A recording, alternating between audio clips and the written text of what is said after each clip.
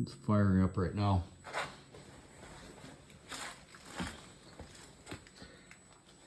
Made the coil. That's a 10-foot coil added to this basically 2-foot piece.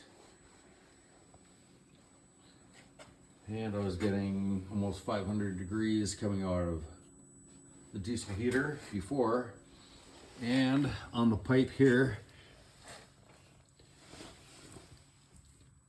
on the pipe, I was getting 350 degrees, but I could still touch my fingers around the inside of this and it felt like 70 to 75 degrees.